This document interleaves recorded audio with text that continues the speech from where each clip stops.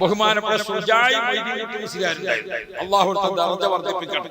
വലിയ കാര്യമായ മഹാനാണ്. പക്ഷെ വഅള് പറയണ മോദിയാരും നല്ല പാട്ട് പാടുന്ന മോദിയാരും നബി സല്ലല്ലാഹു അലൈഹി വസല്ലം തങ്ങളെ മദ്ഹ് ചെയ്തുകൊണ്ട് സഫലമാല ബഹുമാനപ്പെട്ട സുജായിൻ്റെതാണ്.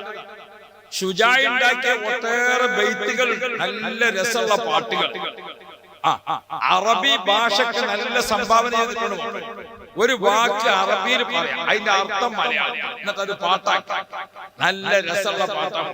മഅനൽ ബുറൂസി വസ്സുറയ്യ ബൽബ് വഖഹവത്തുൻ ഖബ് വരീശുൻ നിബ് മിളന്നത്തുൻ പമ്പ് നുഹാസുൻ ചമ്പ് വഉഖദത്തുൻ കമ്പ് വനബലുൻ അമ്പ് യുഖാലു ഖുൽകാസുൻ ബിമഅന ചേമ്പ് വസ്സൗമു നോമ്പ് വമുഖാമുൻ ക്യാമ്പ്. ഇങ്ങനെ വല്ലാത്ത അറബി സാഹിത്യത്തിനൊക്കെ പാട്ടുണ്ട്. വലിയ സംഭാവന ചെയ്ത ആളാണ്. അപ്പൊ ആൾക്കാർക്കൊക്കെ ഒരു പാട്ട് പാടുന്ന വാളിന്റെ മോചാരിനെ മൂപ്പര് അറിയാം. അള്ളാഹുവിന്റെ അടുക്കൽ വലിയ ദർജയുള്ള ആളാണ് എന്ന് ജനങ്ങൾ മനസ്സിലാക്കി. ബഹുമാനപ്പെട്ടവർ ഹജ്ജിന് മദീന മുനവ്വറയിൽ അല്ലാഹുവിന്റെ റസൂലിനെ സിയാറത്ത് ചെയ്തിട്ട് ആയിരക്കണക്കിന് സലാത്തും ചൊല്ലിയിട്ട് മദീനത്തെ പള്ളിയിൽ ഇങ്ങനെ കടന്നു മുത്തുനബിനെ സ്വപ്നത്തിൽ കാണാൻ വേണ്ടി. റസൂലുള്ളാഹിനെ വന്ന് കാണാൻ പൂതിയായിങ്ങാണ്ട് നബി തങ്ങളെ പേര് സ്വലാത്തും ചൊല്ലിയിട്ട് ഇങ്ങനെ കടന്നു. ഉറക്കത്തിൽ നബി സല്ലല്ലാഹു അലൈഹി വസല്ലം തങ്ങളെ കണ്ടപ്പോൾ പറഞ്ഞു, യാ റസൂലല്ലാഹ്, ഞാൻ ഈ ഹജ്ജൊക്കെ കഴിഞ്ഞ് മദീനൊക്കെ കഴിഞ്ഞിട്ട് എന്റെ നാട്ടിലേക്ക് തിരിച്ചു പോണല്ലോ. ഞാൻ നാട്ടിൽ തിരിച്ചെത്തിയാൽ മരണം വരെ എന്റെ ഈമാൻ ശക്തിപ്പെടുത്തി നിർത്തുന്ന ഒരു തർബിയത്തിന്റെ ശൈഖ്, എനിക്ക് പിൻപറ്റാൻ പറ്റിയ, എനിക്ക് മാർഗദർശിയാകാൻ പറ്റിയ നല്ല ഒരു വലിയനെ നീ എനിക്ക് തെരഞ്ഞെടുത്ത് തരണേ. അള്ളാഹിനോട് ദുആ ചെയ്ത് കടന്നതാ. അപ്പോഴാണ് റസൂലുള്ളാഹി സ്വപ്നത്തിൽ കാണുന്നത്. നബി തങ്ങളോട് പറഞ്ഞു, നബിയേ, എനിക്ക് എന്റെ ഈമാൻ ശക്തിപ്പെടുന്ന രീതിയിൽ ഒരു വലിയനെ തങ്ങൾ എനിക്ക് കാണിച്ചു തരണം. അപ്പൊ നബി സല്ലല്ലാഹു അലൈഹി വസല്ലം തങ്ങൾ സുജായി മോചാരോട് സ്വപ്നത്തിൽ പറഞ്ഞു കൊടുത്തു, നിങ്ങളെ കയ്യിൽ പിടിച്ച തസ്ബീഹ്മാല, ആ തസ്ബീഹ്മാല ചോദിച്ചു കൊണ്ട് ഒരാള് വരും. അയാളാണ് നിങ്ങളെ ശൈഖ്. നല്ല അടയാളമാണ്. പിന്നെ സുജായി ഉസ്താദ് എന്ത് ചെയ്തു? മൂപ്പര് മദീനത്തിൽ കൂടെ ഒക്കെ ഇങ്ങനെ നിക്കറും ചൊല്ലി നടക്കുമ്പോ ഈ തസ്ബീഹ്മാല ഇങ്ങനെ പിടിച്ചുകൊണ്ട് വരുന്ന ആള് കാണാതെ കണ്ടാന്ന് എഴുതിയിട്ട് മൂപ്പര് ഇങ്ങനെ പിടിച്ചിങ്ങനെ തസ്ബീഹ് ചൊല്ലിയിട്ട് ഇങ്ങനെ നടന്നു. മദീനത്തിൽ കൂടെ ഒക്കെ നടന്നിട്ട് ആരും കാണാൻ. അവിടുന്ന് മദീനത്തെ സമയം കഴിഞ്ഞപ്പോ മക്കത്ത് വന്നു. അവിടുന്ന് ആരും കണ്ടില്ല. മൂപ്പര് ഹജ്ജൊക്കെ കഴിഞ്ഞ് തിരിച്ച് നാട്ടിലെത്തി. അപ്പോഴും ആരും കാണാൻ. എന്ത് ചെയ്യും? അവൻ മൂപ്പര് ഇവിടെ വന്ന് പഴയ മാതിരി വെള്ളമൊക്കെ തുടങ്ങി, ജീവിതമൊക്കെ തുടങ്ങി.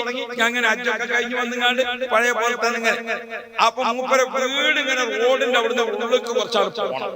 അപ്പൊ പഴയ കാലത്തൊക്കെ ഉള്ളിൽ കൂടെ യാത്ര ചെയ്ത് പോണോലത്ത് ടോർച്ചും മൊബൈലും ഒന്നും ഇല്ലല്ലോ. ഉണ്ടോ? അന്ന് എന്താ ഉണ്ടായത്? അന്ന് ചൂട്ട് കത്തിച്ചല. ചൂട്ട് കാരണം ഈ ചെറിയ കുട്ടിയൊക്കെ ഇപ്പൊ ചൂട്ടറിയില്ല.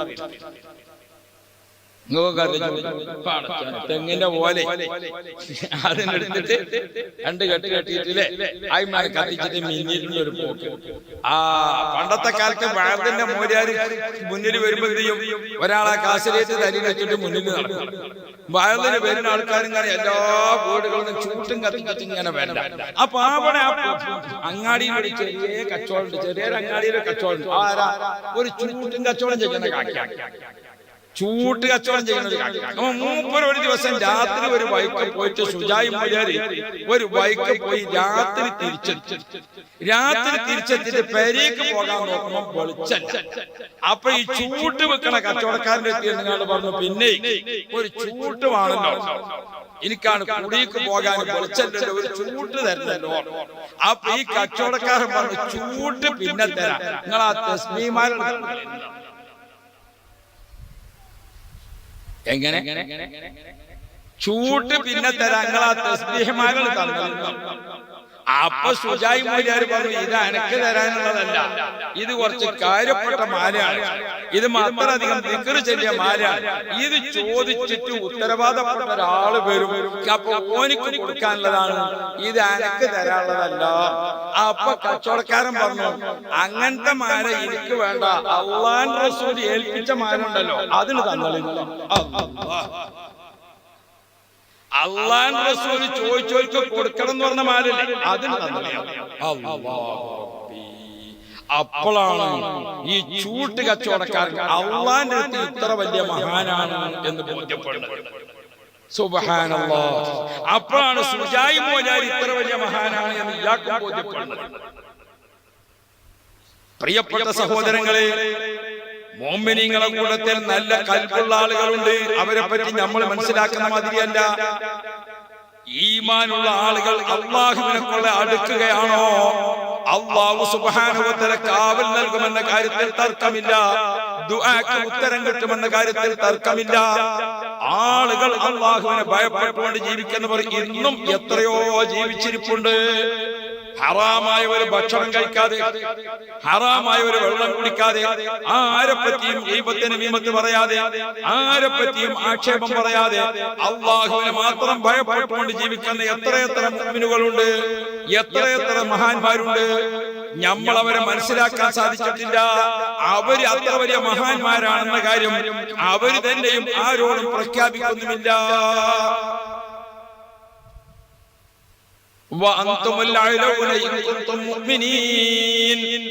പ്രിയപ്പെട്ട സഹോദരങ്ങളെ, പ്രശ്നങ്ങളൊക്കെ ഉണ്ടാവും ജീവിതകാലം. എന്ന് ഒരേ മാതിരി ഇങ്ങനെ നിൽക്കും.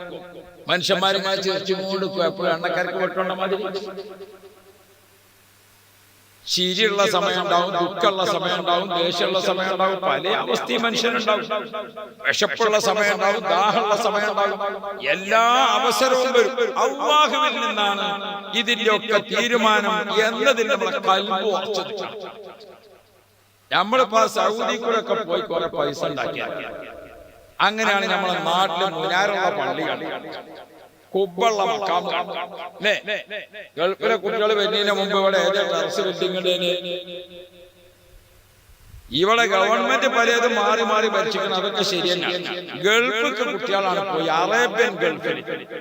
അപ്പൊ അറബികളെ പണം അത് മുസ്ലിമീങ്ങളെ കയ്യിൽ അള്ളാഹു കൊടുത്ത റഹ്മത്താണ്. അത് കിട്ടിയപ്പോൾ അൽഹംദുലില്ലാഹ് ഒരു കുടുംബത്തിൽ ഒരു നാട്ടിൽ നിന്ന് ഒരു 10 ആള് ഗൾഫ് പോയാൽ മതി. ആ നാട്ടിൽ മുഴുവനും അതിന്റെ ഒരു തണുപ്പ് ഇങ്ങനെ ഉണ്ടാവില്ല. ഗൾഫിൽ നിന്ന് വരുന്ന സമയത്ത് മോലാർക്ക് ഒരു തരീക്കെട്ട് കൊടുത്ത്, കാലിയാർക്ക് ഒരു കുപ്പായം കൊടുത്ത്, മൊല്ലാക്കാർക്ക് ഒരു തുണി കൊടുത്ത്, മറ്റേ ആചാര്യക്ക് ഒരു തൊപ്പി കൊടുത്ത്, കണ്ടങ്ങൾ അങ്ങനെ എന്തെങ്കിലുമൊക്കെ ആയിട്ട് വല്യമാർക്ക് തലവേദനക്കുള്ള മരുന്ന് കൊടുത്ത്, അങ്ങനെ ഈ കുട്ടികൾ അവിടുന്ന് വരുന്ന സമയത്ത് ഒക്കെ കൊടുക്കാൻ കണക്കാക്കി തന്നെ കൊണ്ടുവരും. അമേരിക്കയിൽ പോയാൽ കൊണ്ടുവന്നിട്ടും ഇവിടെ അമേരിക്കയിൽ പോയാൽ കൊണ്ടുവന്ന കൊടുത്തത് ഇവിടെ ആർക്കാൻ കിട്ടിയിട്ടുണ്ട്. ബ്രിട്ടീഷ് പോയി വരുന്ന കൊണ്ടുവന്ന് കൊടുത്തത് ഇവിടെ ആർക്കാൻ കിട്ടിയിട്ടുണ്ട്. ഓൻ ദുബായിൽ നിന്ന് വരികയാണ്, ഓൻ സൗദിയിൽ നിന്ന് വരികയാണ്, മുസ്ലിമീങ്ങളെ രാജ്യത്ത് നിന്ന് വരുന്നു. ഓന്റെ കയ്യിലുള്ളത് ഇവിടെ എല്ലാവർക്കും ഉപകരിക്കും. മുസ്ലിമീങ്ങളെ കയ്യിൽ അല്ലാഹു തആല കൊടുത്തിരിക്കുന്ന നിഅമത്ത് എങ്ങനെയാണെന്ന് അറിയുന്നത്? അത് ഞമ്മക്ക് അല്ലാഹു തരുന്ന നിഅമത്ത് പശുവിന് പാല് കൊടുത്ത മാതിരിയാണ്. പശുവിന് അല്ലാഹു തആല കൊടുത്തിരിക്കുന്ന പാല് അത് എല്ലാവർക്കും റഹ്മത്താണ്. പശുവിന്റെ പാല് പശു പ്രസവിച്ച കുട്ടിക്ക് മാത്രമല്ല. ആണോ? പശുവിന്റെ പാല് ആർക്കൊക്കെ പറ്റും? ഡോക്ടർക്കും പറ്റും, രോഗിക്കും പറ്റും, ഉസ്താദിനും പറ്റും, ശിഷ്യന്മാർക്കും പറ്റും, ഷെയ്ഖിനും പറ്റും, മുരീദിനും പറ്റും, മുതലാളിക്കും പറ്റും, തൊഴിലാളിക്കും പറ്റും, പെണ്ണുങ്ങൾക്കും പറ്റും, ആണുങ്ങൾക്കും ഭാര്യക്കും പറ്റും, ഭർത്താവിനും ആർക്കാണ് നമ്പൂരിക്കും പറ്റും, നായർക്കും പറ്റും. ആ പശുവിന്റെ പാല് ആണെങ്കിൽ എല്ലാവർക്കും പറ്റും. ഇനി പാല് കുടിക്കാൻ പല ബുദ്ധിമുട്ടുണ്ട്. എന്നാ തൈരാക്കിക്കളാ, തൈരായോ മോരാക്കിക്കളാ. ഒഴിവാക്കേണ്ട കാര്യമില്ല. പാലായിട്ടോ തൈരായിട്ടോ മോരായിട്ടോ വെണ്ണയായിട്ടോ ആ പശുവിന്റെ പാല് എല്ലാവർക്കും. നിങ്ങൾ നോക്കി, അതും ഇപ്പൊ കാലത്തിന് മാറ്റം വന്നു. പണ്ട് ഒരു നാട്ടിലൊരു പശു ഉണ്ടായാൽ എല്ലാവർക്കും ഒരു റഹ്മത്താണ്. ഇപ്പൊ ഒരു നാട്ടിലൊരു പശു ഉണ്ടായാൽ 4 ആള് മരിച്ചാൻ കാരണമാകുന്നിടത്ത് കാണുമ്പോ മാറ്റം വരും. പശുവിന്റെ കാര്യത്തിൽ ആ കൊലപാതകം നടക്കുന്നത്. ഗോമൂത്രം കുടിച്ചാൽ അത് ചെമ്പിന്റെ അംശം. ചെമ്പ് വയറ്റിലെത്തിയാൽ അത് സ്വർണ്ണമായി മാറും. ഇനിയിപ്പൊ നമ്മളെ ബലൊന്ന് കുട്ടികളെ കെട്ടിച്ചാൽ ഒരു പശുവിന്റെ മൂത്രം കുടിച്ചിട്ട് ഒരു മൂത്രം വെച്ചാൽ മതി. എന്നാ പിന്നെ സ്വർണ്ണം കിട്ടും. ഇതൊക്കെ പഠിപ്പിക്കുന്ന ഒരു കാലഘട്ടത്തിലേക്ക് രാജ്യം കൂടുതൽ കൂടുതൽ എവിടേക്ക് പോവുകയാണ്? അന്ധവിശ്വാസത്തിലേക്ക് പോവുക. ഞാൻ അതിലേക്ക് കടക്കണില്ല. നമ്മൾ സാധാരണ വേദനിപ്പ് അതൊന്നും പറയേണ്ട സംഗതി ഇല്ലാത്തതുകൊണ്ട് ഞാൻ ഓർമ്മപ്പെടുത്തുന്നത്, ഒരു പശുവിന്റെ പാല് കണ്ണുകൾ നമ്പൂരിക്കും നായർക്കും സാധുവിനും മുതലാളിക്കും ആണിനും പെണ്ണിനും എല്ലാവർക്കും പറ്റിയതാണ് പശുവിന്റെ പാല്. അങ്ങനെ ആയിരിക്കണം. അറബികളൊക്കെ പൈസ കിട്ടിയപ്പോ അങ്ങനെയാണ് എല്ലാവർക്കും. നമ്മളൊക്കെ ഇതുവരെയാണ് കൊണ്ടുവന്നില്ല. ഇപ്പൊ നമ്മൾ 20 കൊല്ലം അവിടെ നിന്നപ്പോ അറബിയൊക്കെ തോന്നി ഈ ചെങ്ങായി എത്ര കൊല്ലായി ഇവിടെ നിൽക്കണം, ഓനോന്റെ കുട്ടികളെയും മക്കളൊക്കെ ഒന്ന് കണ്ടു മതോട്ടെ എന്ന് കരുതി തൽക്കാലം ഞങ്ങളുടെ നാട്ടിലേക്ക് പോരാൻ പറഞ്ഞതാ. അത് നമ്മളോട് ദേഷ്യം ഉണ്ടായിട്ട് പറഞ്ഞതല്ല. ആണോ? 10-25 കൊല്ലായി അതിൽ തിരിഞ്ഞളിച്ചെണ്ണ അവനാന്റെ കുട്ടികളെയും മക്കളൊക്കെ ഒന്ന് പോയി കണ്ടോട്ടെ. ഇപ്പൊ ഇവിടെ വന്ന് പീഡിയക്കൊലയമ്മ കുത്തുന്ന ചില ആൾക്കാരൊക്കെ ഉണ്ടാവും നന്ദില്ലാത്ത വർത്താനം പറഞ്ഞ അറബികളെ പറ്റി. അറബികളെയും ആ രാജ്യത്തിനൊക്കെ നന്ദില്ലാത്ത വർത്താനം പറഞ്ഞ അറബികളുടെ കൃപയില്ലായിരുന്നുവെങ്കിൽ ഞാൻ ഇതിനിടയ്ക്ക് ഉസ്ബെക്കിസ്ഥാനിൽ പോയി താഷ്കന്റ് വിമാനത്താവളത്തിൽ ഇറങ്ങിയിട്ട് അവിടെ ആ വിമാനത്താവളത്തിലാണ് ഇറങ്ങുന്നതോടുകൂടെ ആ താഷ്കന്റ് വിമാനത്താവളത്തിൽ ഇറങ്ങുമ്പോൾ നമ്മളെ ശരീരത്തിൽ എന്തൊക്കെ മുതലുണ്ടോ ആ മുതല് മുഴുവൻ എത്ര പൈസ ഉണ്ട്, എത്ര സാധനം ഉണ്ട്, അതൊക്കെ എയർപോർട്ടിൽ കാണിച്ചു കൊടുക്കും. എന്നിട്ട് ഓരോന്നും എഴുതി കണക്കാണ്. 2000 നോട്ട് എത്ര ഉണ്ട്, 1000 നോട്ട് എത്ര ഉണ്ട്, ഡോളർ എത്ര ഉണ്ട്, ഒക്കെ. അവളെ 8 ദിവസം നിന്നിട്ട് തിരിച്ചിങ്ങോട്ട് വരുമ്പോ ആ പൈസ ചെലവ് കഴിച്ച് ബാക്കിയല്ലാതെ ഒരു ഉറുപ്പ ഏറെ കൊണ്ടുവരാൻ ആ നാട്ടിന് സമ്മതിക്കൂല. യൂറോപ്യൻ രാജ്യങ്ങളിലൊന്നും അവിടുത്തെ പൈസ കൊണ്ടുവരാൻ സമ്മതിക്കൂല. അവിടെ ടൂറിസ്റ്റുകളൊക്കെ പറഞ്ഞേക്കുന്നതിന് അവിടെ പൈസ ചെലവാ, അവിടെ ഉണ്ടാക്കുക, അവിടെ ചെലവാക്കുക. അറബികളെ സംബന്ധിച്ചിടത്തോളം നമ്മൾ എത്ര പൈസയാണ് ഒരു ദിവസം കേട്ട് വരുന്നത്?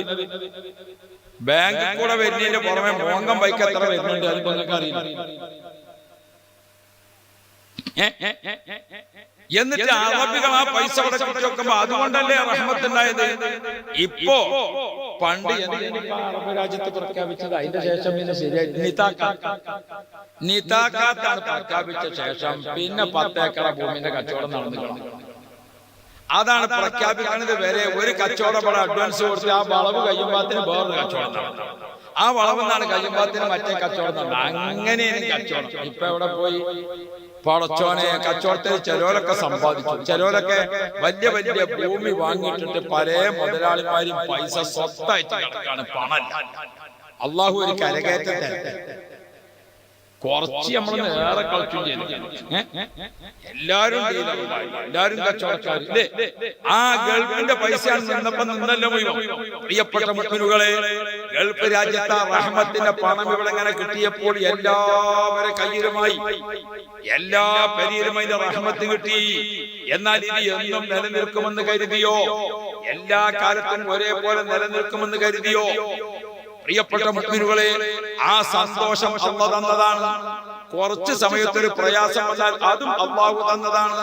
റബ്ബിനെ അബ്ബായി അംഗീകരിച്ചുകൊണ്ട് സന്തോഷം അല്ലാഹുവിന്റെ ഭാഗത്താണ്, ദുഃഖം അല്ലാഹുവിന്റെ ഭാഗത്താണ്. അയ്യൂബ് നബി അലൈഹിസ്സലാമിന് രോഗമായി. ആളുകൾക്ക് കൂടെ അയ്യൂബ് നബിയോട് പറഞ്ഞു, അയ്യൂബ് നബിയെ നിങ്ങൾക്ക് അല്ലാഹുവിനോട് ദ്വാരന്നൂടെ? അപ്പൊ അയ്യൂബ് നബി പറഞ്ഞ എന്താ? ആരോഗ്യത്തോട് കൂടെ ഞാൻ എത്ര കൊല്ലം ജീവിച്ചോ അത്ര കൊല്ലം രോഗം ആകട്ടെ, എന്നിട്ടേ അല്ലാഹുവിനോട് ചോദിക്കുന്നുള്ളൂ. അതുപോലെ ഈമാന്റെ ശക്തിയാണ്.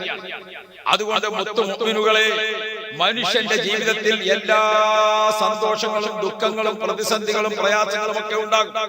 ആ സമയത്ത് റബ്ബേ, നമ്മൾ അല്ലാഹുവിനെ ശുക്ർ ചെയ്തുകൊണ്ട് ജീവിക്കണം. എല്ലാ കോലാഹലങ്ങളും നടന്നാലും എന്റെ റബ്ബ് എന്നെ കൈയൊഴിക്കുകയില്ല. അതിൽ നമ്മൾ ഉറച്ചു നിന്നാൽ റബ്ബിന്റെ സഹായമാകും. ഫഖുൽ ഹസ്ബിയല്ലാഹു വനിഅമൽ വകീൽ. കണ്ട നിങ്ങൾ, ബഹുമാനപ്പെട്ട അലി റളിയല്ലാഹു അൻഹുവിനെ വിരിപ്പിൽ കടത്തിയിട്ട് റസൂലുള്ളാഹിയും സിദ്ദീഖ് തങ്ങളും പോയല്ലോ.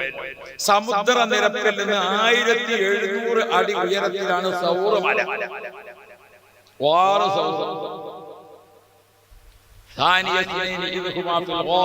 എന്ന് ഖുർആൻ ഓർമ്മപ്പെടുത്തിയിട്ടുണ്ട്. ആ സൗർ മലയിൽ റസൂലുള്ളാഹി തങ്ങൾ ഇരിക്കുക, സിദ്ദീഖ് തങ്ങളെ മടിയിൽ തലവെച്ചിട്ട് ഇരിക്കുക. കിടക്കുകയാണ്. അപ്പോ നബി സല്ലല്ലാഹു അലൈഹി വസല്ലമ തങ്ങളെ തലയെടുക്കുന്നവർക്ക് 100 ഒട്ടകം ഇനാം പ്രഖ്യാപിച്ചു. അന്ന് 100 ഒട്ടകം എന്ന് പറഞ്ഞാൽ ഇന്നത്തെ 100 കപ്പലോ അല്ലെങ്കിൽ 100 വിമാനോ അതിന് സമാനമാണ്. നബി തങ്ങളെ തലയെടുത്തിട്ട് ശത്രുവിന്റെ കയ്യിൽ കൊണ്ടുപോയി കൊടുത്താൽ 100 ഒട്ടകം കിട്ടും, 100 വിമാനി. അതാണ് അന്നത്തെ കപ്പൽ ഒട്ടകം തന്നെ. അതിനെ മോഹിച്ചിട്ട് ശത്രുക്കൾ നബി തങ്ങളെ തെരഞ്ഞു വന്നു. ആ തെരഞ്ഞു വന്നിരിക്കുന്ന ആളുകൾ അവരിങ്ങനെ സിദ്ദീഖ് തങ്ങൾ താഴെ ഇരുന്നിട്ട് റസൂലുള്ളാഹിന്റെ സിദ്ദീഖ് തങ്ങൾ ഇരിക്കുമ്പോ ഒന്ന് മേപ്പോട്ട് ഇങ്ങനെ നോക്കുമ്പോൾ മേലെ ഇവരെ തെരഞ്ഞു വന്ന ആൾക്കാർ ഈ ഗുഹന്റെ മേലെ കൂടെ ഇങ്ങനെ നടക്കണം. ആ ഗുഹന്റെ മേലെ കൂടെ ഇങ്ങനെ നടക്കണം. സുബ്ഹാനല്ലാഹ്. അപ്പൊ മേലെ നോക്കുമ്പോ മേലെ വന്ന് നിൽക്കുന്ന ചെങ്ങായിന്റെ കാലിന്റെ അടിയത്തെ വെളുപ്പ് ഇങ്ങനെ സിദ്ദീഖ് തങ്ങൾ കണ്ടു. അപ്പൊ സിദ്ദീഖ് തങ്ങൾ റസൂലുള്ളാഹിനെ കൈകൊണ്ട് ഇങ്ങനെ തോണ്ടിയിട്ട് നബിയേ യാ റസൂലല്ലാഹ് എന്താണ് ആ കാണുന്നത്? നബിയെ നമ്മളെ നോക്കി വന്ന ശത്രുവിന്റെ കാലാണ് കാണുന്നത്. അവനെങ്ങാനും താഴോട്ട് നോക്കിയാൽ നമ്മളെ കാണൂലേ നബിയേ എന്ന് സിദ്ദീഖ് തങ്ങൾ ചോദിച്ചു. ആ സമയത്ത് ആരംഭ റസൂലുള്ളാഹി സ്വല്ലല്ലാഹു അലൈഹി വസല്ലം തങ്ങൾ ചോദിച്ചു, സിദ്ദീഖേ നിങ്ങൾ എന്താ വിചാരിക്കുന്നത്? ഈ ഗുഹയിൽ നമ്മൾ 2 പേരും മാത്രമാണോ? അല്ലാഹു നമ്മുടെ കൂടെ ഇല്ലേ? ബേജാർ വേണ്ട സിദ്ദീഖേ. ഹസ്ബി അല്ലാഹു വ നിഅമൽ വകീൽ നിഅമൽ മൗലാ വ നിഅമൻ നസീർ. നബി തങ്ങൾ അങ്ങനെ ചൊല്ലി, സിദ്ദീഖ് തങ്ങൾ അങ്ങനെ ചൊല്ലി. പ്രിയപ്പെട്ട മുഅ്മിനീങ്ങളെ, ചെയ്യേണ്ടത് ചെയ്യണം, പറയേണ്ടത് പറയണം, പ്രവർത്തിക്കേണ്ടത് പ്രവർത്തിക്കണം, പ്രതികരിക്കേണ്ടത് പ്രതികരിക്കണം. എന്നിട്ട് അല്ലാഹുവോട് തവക്കൽ ചെയ്യാം. നാം ഒരു പ്രതിസന്ധി വരുമ്പോൾ അവരവരെ കഴിവിൽപ്പെട്ടത് ചെയ്യാൻ തയ്യാറാവണ്ടേ? ആരംഭ റസൂലുള്ളാഹി നബി കരീം സ്വല്ലല്ലാഹു അലൈഹി വസല്ലമ തങ്ങൾ ആ ഗുഹയിലേക്കാണ് പോയപ്പോ അങ്ങോട്ട് പോയപ്പോ നിങ്ങൾ കണ്ടില്ലേ, ആ ഗുഹയുടെ മുഖത്ത് വന്നു നിന്നു 2 പ്രാക്കൾ.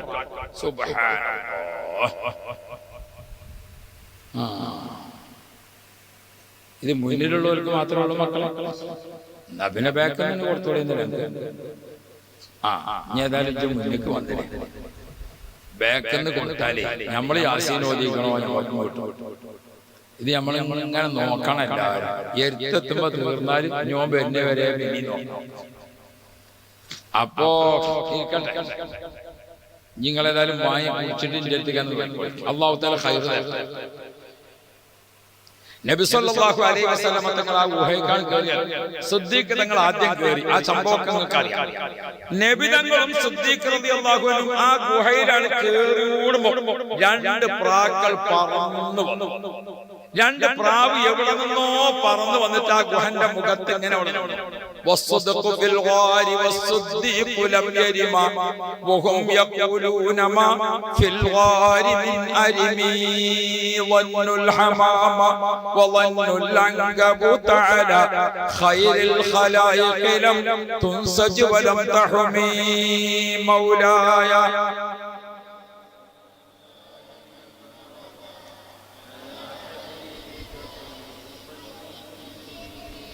ഞാൻ വിചാരിച്ചങ്ങളൊക്കെ ഈശല് മാറി നോക്കുമ്പോൾ ചെല്ലാൻ കിട്ടൂലേക്ക്. ഈശല് നല്ലതാണ്, പുതിയ പുതിയ ഈശലിലൊക്കെ ചെല്ലല് നല്ലതാണ്. എല്ലാ ഈശലും ചെല്ലലിന് കുഴപ്പമില്ല, ചെല്ലണം എന്ന് മാത്രം. മൗലിദും ദിക്റും ഖുർആനും ഒക്കെ ഓതണം, അല്ലെങ്കിൽ പാത്താത്താക്ക് മരുന്ന് വാങ്ങിക്കൊടുത്ത മതിയാണ്. മരുന്ന് അങ്ങനെ വാങ്ങിക്കൊടുക്കും ചേർക്കാൻ സോക്കോടോട്ട് മാറും. അപ്പൊ എന്താ സംഗതി? മരുന്ന് ജനൽമ ഇങ്ങനെ വെച്ചേക്കാണ് കുടിച്ചല്. ആണുങ്ങൾ ഒരു ഡോക്ടറെ അടുത്ത് പോയി മരുന്ന് വേറെ വാങ്ങും, പിറ്റേന്ന് സുഖമില്ലാച്ച മറ്റേ ഡോക്ടറെ അടുത്ത് പോയി വേറെ മരുന്ന് വാങ്ങും, പിന്നെ പോയിട്ട് ഹോമിയോ ഡോക്ടറെ അടുത്ത് പോയിട്ട് അത് വാങ്ങും. പിന്നെ നോക്കുമ്പോ നിങ്ങൾ ഒക്കെ വാങ്ങി ജനൽമ ഇങ്ങനെ വെച്ചിട്ട് കുടിച്ചലില്ല എന്ന മാതിരി മുസാബി നമ്മളെ പേരിലെ ഓതലില്ല. 313-ന്റെ 7 അതുകൊണ്ട് ചെല്ലലുമില്ല. സലാത്തൊക്കെ അതുകൊണ്ട് മറച്ചു വെക്കലുമില്ല. അതുകൊണ്ട് നമുക്ക് വല്ല ഡോക്ടർ പറഞ്ഞേക്കണേ ഇത് 1 നേരം 2 നേരം ഭക്ഷണത്തിന് മുമ്പ് ഭക്ഷണത്തിന് ശേഷം നിനക്ക് പറഞ്ഞ മാതിരി കുടിച്ചണ്ടേ, അപ്പോഴല്ലേ സുഖത്തോട് മാറുള്ളൂ. ഇനി മോനാരെ വേദ കെട്ടിനാട് 1 ദിവസമാണ് ചേച്ചി വെളുത്തൊക്കെ മരുന്ന് കൊടുത്താൽ മതി. ധർമാസത്തിന് മരുന്ന് കൊടുത്ത് 8 ദിവസത്തിന് അപ്പൊ തന്നെ കുപ്പിന്റെ കാർക്കെടുത്താണ് വലിച്ചാണ് കുടിച്ച് കുടിക്കൊണ്ടുപോകാൻ വേറെ. അങ്ങനെ എപ്പോഴെങ്കിലും കൂടിക്കാണ്ട് കുറച്ചാൾ വലിച്ചു പിടിച്ചതുകൊണ്ടാകും. നമ്മളെ വീട്ടില് ഖുർആനുണ്ട്, അതെടുത്ത് ഓതണ്ടേ? നമ്മളെ ആളമസ്വലാത്തിന്റെ അത് ചൊല്ലണ്ടേ? നമ്മളെ കൽബിലാർഷിന്റെ അത് ചൊല്ലണ്ടേ? നമ്മളെ ഹിസ്ബുൻ നസ്റിന്റെ അത് ചൊല്ലണ്ടേ? നമ്മളെ തസ്മാഉൽ ഹുസ്നന്റെ ചൊല്ലണ്ടേ? നമ്മളെ ഹിസ്ബുൽ ബഹർ ഹിസ്ബുൻ നഹർ ഒക്കെ ഉണ്ട്, എല്ലാ സാധനവും. പക്ഷെ ചെല്ലി നോക്കലില്ല. പിന്നെ എങ്ങനെ നമുക്ക് ഗുണം കിട്ടുക? മരുന്ന് വാങ്ങിയിട്ട് ജനൽമേൽ വെച്ചാൽ വല്യമാര് തൊക്കട് മാറുമോ? പ്രിയപ്പെട്ട മുഅ്മിനുകളെ, ബഹുമാനപ്പെട്ട സിദ്ദീഖ് റളിയല്ലാഹു അൻഹു നബി സല്ലല്ലാഹു അലൈഹി വസല്ലം തങ്ങളും ആ ഗുഹയിലേക്കാണ് കടന്നപ്പോ അള്ളാന്റെ കാവലിനെ പറ്റി മുഅ്മിനീങ്ങൾ ബോധവാന്മാരാകണം. ഇന്ത്യ രാജ്യത്ത് ഈ കേരള മണ്ണിൽ ജനിച്ചിരിക്കുന്ന ഒരു മുസ്ലിമും ഇവിടെ നിന്ന് ഒരടി മുന്നോട്ടാണ് പോകൂല, ഇവിടെ തന്നെ താമസിക്കും. അള്ളാഹു തൗഫീഖ് ചെയ്യട്ടെ. നമ്മളാണ് പോയിട്ട് ഈ പെര കയ്യിലാക്കാൻ വിചാരിച്ച് പൂതി വെച്ച് നിൽക്കുന്നുണ്ടല്ലോ, അവർക്ക് ഈസ്റ്റ് വെസ്റ്റ് നടക്കാൻ താമസിക്കാൻ പറ്റില്ല. ഇപ്പൊ അങ്ങനെ കാണിച്ചു കൊടുക്കാണ്, ഇവരെക്കാൾ പോയാൽ ഈ പേര എനിക്കാണ്, ഇവരാണ് പോയാൽ ഈ പേര എനിക്കാണ്. അങ്ങനെയാണ് ഈ താഴ്ന്ന ആൾക്കാരെന്താക്കുന്നത്, ഇവര് പീഡിപ്പിക്കണത്. നമ്മൾ ജനിച്ച മണ്ണാണ്, ഞമ്മക്ക് മരിക്കാനുള്ളത് പറയാണ്, നമ്മളെ മക്കൾക്ക് അനന്തരാവകാശം എടുക്കാനുള്ളതും തന്നെയാണ്. പക്ഷെ എന്ത് വേണം, നമ്മൾ അള്ളാന്റെ ആൾക്കാരാണ്, നമ്മൾ അള്ളാന്റെ ആൾക്കാരാണ്. ഈ കണ്ട വിഷയങ്ങളൊക്കെ ഉണ്ടായിട്ട് സുബൈക്ക് 10 ആള് പള്ളിക്കല് അധികം നിക്കരിക്കാൻ പറ്റുള്ളൂ. അതന്നെ ഏതെങ്കിലും പള്ളിക്കല് 10 ആള് സുബൈക്ക് അധികം നിക്കരിച്ചാണ്ടായാലോ ഇല്ല. ഞമ്മക്ക് ഈ പ്രശ്നമൊക്കെ ഉണ്ടായിട്ടപ്പോ ഇതുവരെ നമ്മൾ തമ്മിൽ അത് ഒരു പരിഹാരമായിട്ടില്ല. നമ്മളിപ്പോഴും എവിടെ നിൽക്കണത്? പണ്ട് തൗബക്ക് പോയി 2 ഈ 25 പണ്ട് തൗബ ഉണ്ടായി. നോലുമ്പോ 2 വയറ് തുടങ്ങിയാൽ 27 തൗബ ചെല്ലിക്കാനാണ് അവസാനിക്കുന്നത് പഴയ കാലം. അപ്പൊ 2 ചങ്ങായികൾ തൗബക്ക് ഇങ്ങനെ പോകാണ്, കുഞ്ഞാലിന്. അപ്പണ്ട് നല്ല ചൂട് കാലത്ത് ഇങ്ങനെ തൗബക്ക് പോകുമ്പോ ഇളനീരുടെ കൊല ഇങ്ങനെ തൂങ്ങി നിൽക്കണ കജ്ജത്തിന് തെങ്ങും വരും പടച്ചോനെ. അപ്പൊ നോക്കുമ്പോ നമ്മളെ പോക്കരാജിന്റെ തെങ്ങും തോട്ടാണ്. അപ്പൊ ഒരുത്തം പറഞ്ഞു മറ്റോനോട്, ഇയാളെ മൂലാറ് തൗബയും ചെല്ലൊക്കെ എപ്പോഴാ കഴിക്കാന്നറിയില്ല, ഞമ്മക്ക് ഏതായാലും ആചാര തെങ്ങുമെന്ന് ഒരു ഇളന്നിട്ട് കുച്ചിങ്ങാണ്ട് പോവുക. അപ്പൊ മറ്റോൻ പറഞ്ഞു, എന്ത് സുഖട ചങ്ങായി, എനിക്ക് തൗബക്ക് പോകുമ്പോൾ ആരാന്റെ ഇളനിയും കുടിച്ചു പോകരുത്, എനിക്ക് തീരല്ലേ എന്നാ വരുമ്പോ കുറിച്ച് അവിടെ പോട്ടെ. എങ്ങനെയുണ്ട്? തൗബ കഴിഞ്ഞ് പോരുമ്പോ കക്കാളെ ഇളനിയും കണ്ടുവെച്ചാണ് തൗബക്ക് പോകുന്നത്. പിന്നെ അവളെങ്ങനെ കുത്തുന്നാണ്ട് യാ റബ്ബൽ ആലമീൻ പറഞ്ഞുകൊണ്ട് എല്ലാരും ആലമീൻ എന്ന് പറയുമ്പോ യാ റബ്ബൽ ആലമീൻ. അതുകൊണ്ട് വല്ല കാര്യമുണ്ടോ? ഞാൻ നല്ലപോലെ എന്റെ മുഅ്മിനീങ്ങൾ ഉണരണം. നമ്മളെ കൽബൊന്ന് തട്ടിയിട്ട് അല്ലാഹുവിലേക്ക് എത്തണ്ടേ? പ്രിയപ്പെട്ട മുഅ്മിനീങ്ങളെ, ബാബരി മസ്ജിദ് പൊളിച്ചു, അതിന്റെ പേരിൽ വലിയ കുരുമാലായി. ബാബരി മസ്ജിദ് തകർക്കപ്പെട്ടതിന്റെ 3ാമത്തെ ദിവസം ഭയങ്കര പ്രതിഷേധം. ചെറുപ്പക്കാർക്ക് കൂടി പ്രതിഷേധത്തിന് വേണ്ടി ഇങ്ങനെ കൂടി 5 മണിക്ക് വരൽ തുടങ്ങി. ഒരാൾ വന്ന്, 2 ആള് വന്ന്, 4 ആള് വന്ന്, കൊടി കെട്ടി, ബാനർ കെട്ടി, എല്ലാം കൂടി ഒരുങ്ങി പുറപ്പെട്ടു. ആയപ്പോഴേക്ക് മഗ്‌രിബിന്റെ വാങ്ങ് കൊടുക്കാൻ 5 മിനിറ്റ്. അപ്പൊ ഒരു ജാഥ ഇങ്ങനെ പുറപ്പെടുക. അപ്പൊ 4 കാരണന്മാര് പറഞ്ഞു, കുട്ടികളെ ഇനി 5 മിനിറ്റോളം വാങ്ങ് കൊടുക്കാൻ, ഇനി നിസ്കരിച്ചിട്ട് തുടങ്ങാം. കുട്ടിയൊക്കെ തീരെ വലിയ പള്ളിയാണ്, നിസ്കരിച്ചിട്ടില്ല. നിങ്ങൾക്ക് നിസ്കാരം പറഞ്ഞാൽ മതി, നിങ്ങൾക്ക് വല്ല വർത്താനുണ്ട കാട്ടാ.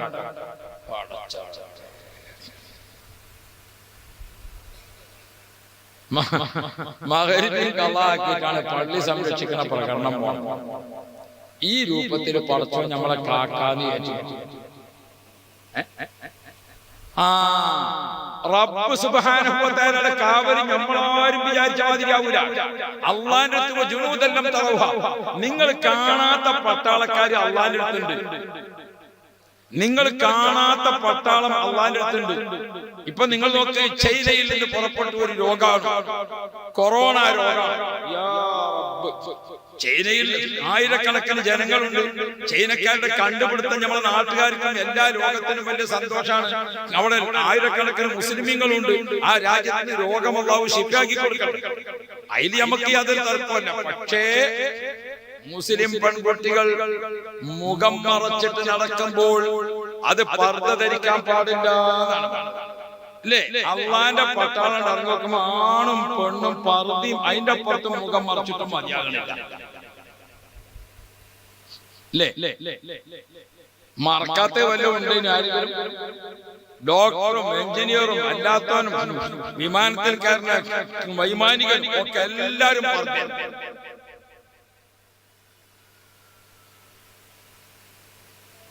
അല്ലാഹു തആല രോഗാണുക്കളെ ഇല്ലാതാക്കി ലോകത്തിന് മുഴുവൻ രക്ഷ തരട്ടെ. ഞാൻ അതിനിക്ക് നമ്മൾ ദ്വാരക്കണം എല്ലാവരും. ചൈന ഇല്ലാതെ ആയാൽ ഒരുപാട് സാധനം കിട്ടാതെ. ചൈനയിൽ അപകടം പറ്റിയ എത്രയോ മുസ്ലിമീങ്ങൾക്കും മറ്റുള്ള ആളുകൾക്കും ഒക്കെ അപകടം പറ്റും. അല്ലാഹു എല്ലാവരും കാത്തിരക്ഷിക്കട്ടെ. അതിലിപ്പോ നമുക്ക് തർക്കമുള്ള സംഗതിയല്ല. പിന്നെ ചൈനയിൽ എന്താ കാനുള്ള സാധനമൊന്നും ചൈനയിലുണ്ടാവില്ല. ചൈനയിലെ സാധനമൊക്കെ ഒരു കൈകൊണ്ട് എടുക്കാൻ കിട്ടുന്നതാണ്. അതെന്താ സംഗതി? ചൈനയിൽ സന്താന നിയന്ത്രണം നല്ലോണമുള്ള രാജ്യം. കുട്ടികളെ നിയന്ത്രിച്ചിട്ട് അവിടെ യുവാക്കളില്ല, വയസ്സന്മാര് കുട്ടികളില്ലേ, യുവാക്കളില്ല. അതുകൊണ്ട് ഒരു കനുള്ള സാധനം അവിടെ ഉണ്ടാക്കില്ല. കാരണം 4 ചെറുപ്പക്കാർ കൂടി പിടിച്ചാൻ പറ്റുമല്ലോ വേണ്ട, അതില്ലല്ലോ. ഒക്കെ ഏതാണ് ഒക്കെ ഇങ്ങനെ കൈകൊണ്ട് എടുക്കാൻ പറ്റിയത് ഉണ്ടാവും. പണ്ട് നമ്മളെ നാട്ടിൽ നിന്ന് ഒരു പെണ്ണിനെ ഒരു ചൈനക്കാരനെ കൊണ്ട് കെട്ടിച്ച കഥ കേട്ട്. ഒരു ചൈനക്കാരൻ ചങ്ങായി പുരാപ്പിളായിട്ട് വന്നിട്ട് ഇവിടുന്ന് ഒരു പെണ്ണിനെ കെട്ടിച്ച് നമ്മളെ നാട്ടിൽ. ഓല് രണ്ടാളും ഭാര്യ ഭർത്താക്കളായി ജീവിച്ചപ്പോ പെണ്ണിന് ഗർഭമായി. പ്രസവിച്ച് 3-ാമത്തെ ദിവസം കുട്ടി മരിച്ചു. മരിച്ചു നോക്കുമ്പോ ഈ പെണ്ണ് നിരോധിച്ചു തന്നെ, എനിക്കിത് ആദ്യം അറിയാ, എനിക്കിത് ആദ്യം അറിയാ, എനിക്കിത് ആദ്യം അറിയാ, ഇതും പറഞ്ഞാണ് നിരോധിച്ചു. അപ്പൊ കുടുംബക്കാരൊക്കെ ചോദിച്ചു, എന്താ എനിക്ക് ആദ്യം അറിയണോ ചോദിച്ചു. ഇത് ചൈനന്റെ സാധനല്ലേ, എത്ര ഗ്യാരണ്ടി ഉണ്ടാവുള്ളൂ.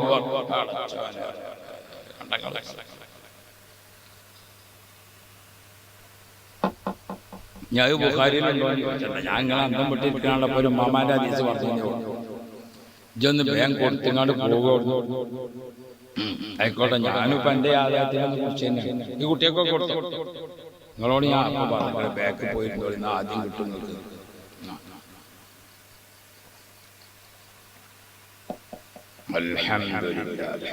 കുടിച്ച ക്ലാസ് ഒക്കെ അവിടെ വെച്ചോളി.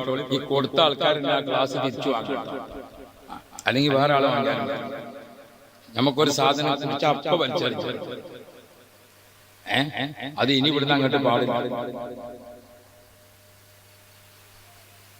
അങ്ങനെ നമ്മൾ എറിഞ്ഞതും ഉപേക്ഷിച്ചതുമായ സാധനങ്ങളെ കൊണ്ടൊക്കെയാണ് നാട്ടില് വലിയ ആപത്തുണ്ടാവും. പ്ലാസ്റ്റിക്കുകൾ നിരോധിക്കുന്നത് വെറുതെ